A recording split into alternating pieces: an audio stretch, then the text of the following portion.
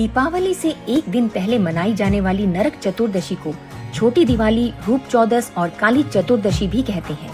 मान्यता है कि कार्तिक के कृष्ण पक्ष की चतुर्दशी की विधि विधान से पूजा करने वाले व्यक्ति को सभी पापों से मुक्ति मिल जाती है। इस दिन शाम को दीपदान की प्रथा है, जिसे यमराज के लिए किया जाता है। नरक चतुर्दशी का असली अर्थ क्या है? दोस्तों, शब्दों के आधार पर अगर समझें तो नरक का मतलब होता है पापियों के रहने की जगह या कोई घृणित स्थान। वहीं चतुर्दशी का अर्थ 14वें दिन से होता है।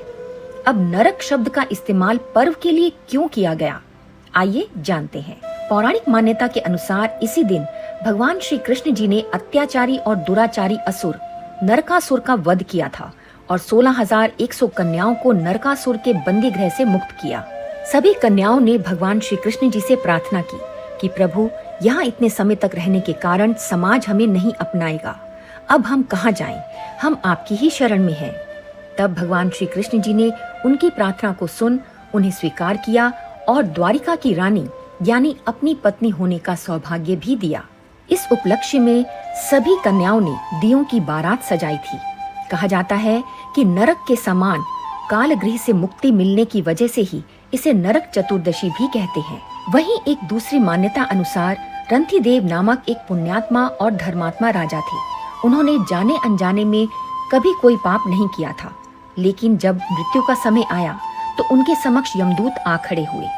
यमदूत को सामने आया देख राजा अचंभित हुए और बोले, मैंने तो कोई पाप कर्म नहीं किया, फिर आप मुझे लेने क्यों आए हैं? आप मुझ पर कृपा करें और बताएं कि मुझे मेरे किस अपराध के कारण नरक जाना पड़ रहा है। यह सुनकर यमदूत ने कहा, हे राजन, एक बार आपके द्वार से एक ब्राह्मण भूखा लौट गया था। ये उसी पाप कर्म का फल है। यह सुनकर राजा ने यमदूत से 1 वर्ष का समय मांगा और यमदूतों ने राजा को 1 वर्ष की मोहलत दे दी। उसके बाद राजा अपनी परेशानी लेकर ऋषियों के पास पहुँचे और उन्हें सारा वृत्तांत कह सुनाया। उनसे इस पाप मुक्ति का उपाय भी पूछा। तब ऋषि ने उन्हें बताया कि कार्तिक मास की कृष्ण पक्ष की चतुर्दशी का व्रत करें और ब्राह्मणों को भोजन कराकर उनके प्रति अपने अपराध के लिए क्षमा मांगे।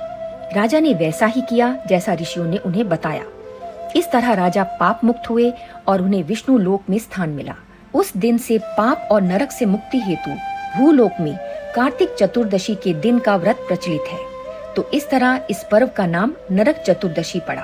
कहते हैं इस दिन देवताओं ने आकाश से फूलों की वृष्टि की तथा पृथ्वी पर सभी ने दीपक जलाकर उत्सव मनाया।